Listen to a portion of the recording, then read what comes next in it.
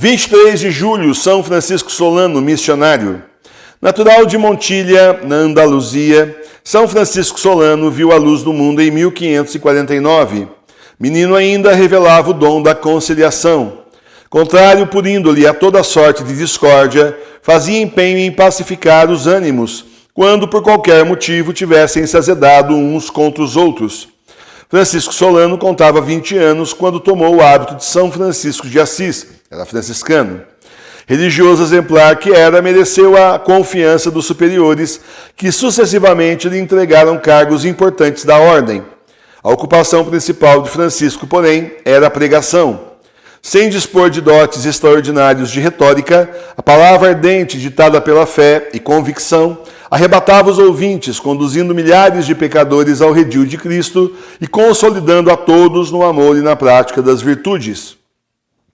Numa ocasião em que a peste assolava o país, foi Francisco Solano um dos primeiros a pedir para ser aceito como enfermeiro.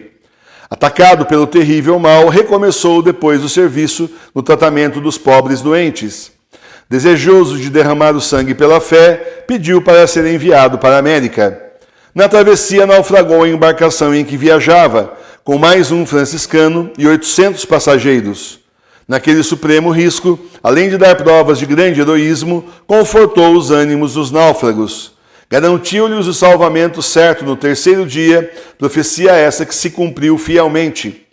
Chegado a Lima, pouco se demorou naquela cidade para se dirigir a Tucumã, futuro campo de ação do jovem missionário.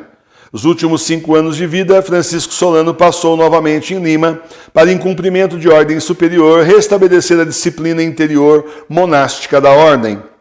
Foi esse tempo abençoado em que, pelas práticas, quer nas igrejas, quer nas praças públicas, fez um bem enorme a muitas almas. Uma das práticas mais importantes foi aquela que, em 1604, fez numa praça pública de Lima.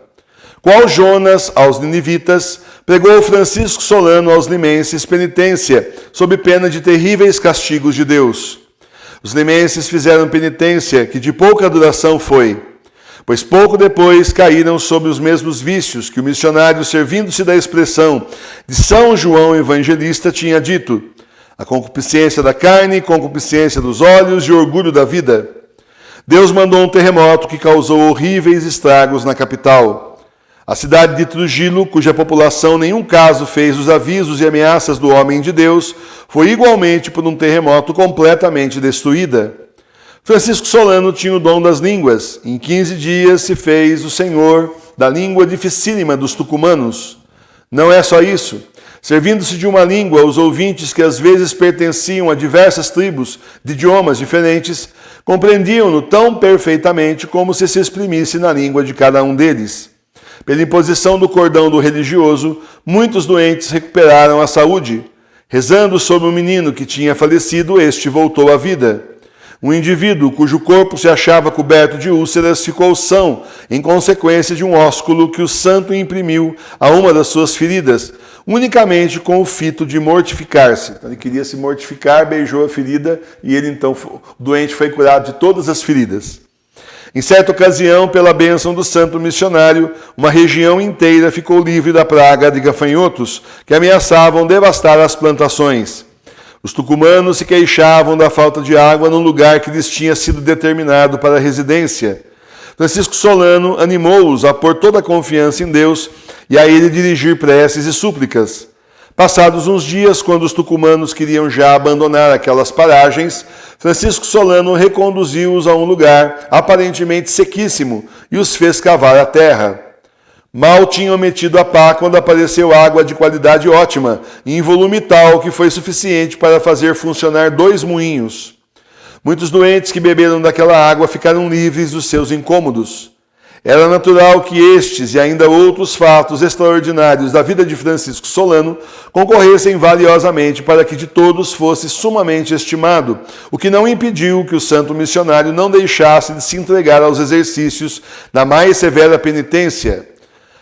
Uma coisa é as pessoas acharem que você está salvo, outra coisa é você estar salvo. Então não aceite, né? Pessoal, você já é um santo, você já está salvo, você já está no céu. Sim. Quem sabe isso aí é o Senhor. Aqui a gente já considera que a gente está com o pé no inferno, continuar trabalhando pela nossa salvação é a melhor coisa a fazer. Ao corpo impôs o jugo mais duro da mortificação, tanto que pelo fim da vida se incomodava com o receio de ter se excedido nesse ponto.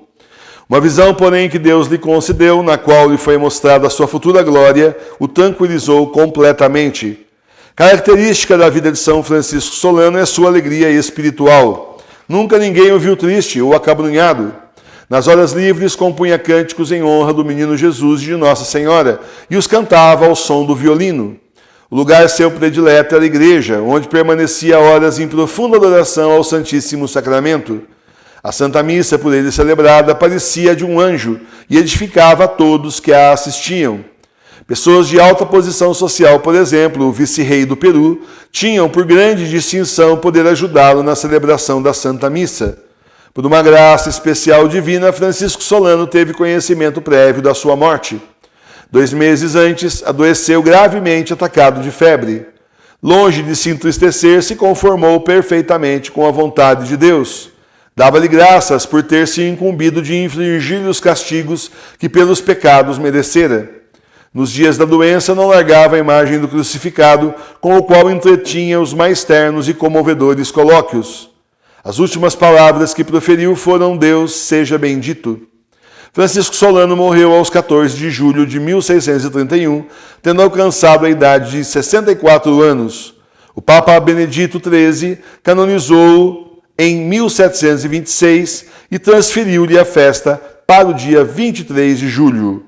São Francisco Solano, rogai por nós. Então, meus irmãos e minhas irmãs, os mártires são grandes exemplos para a nossa vida, mas aqueles que foram santos também, nas coisas, nas missões, vamos dizer até nas pequenas missões que o Senhor deu, também são dignos de nota, exemplos inspiradores para cada um de nós.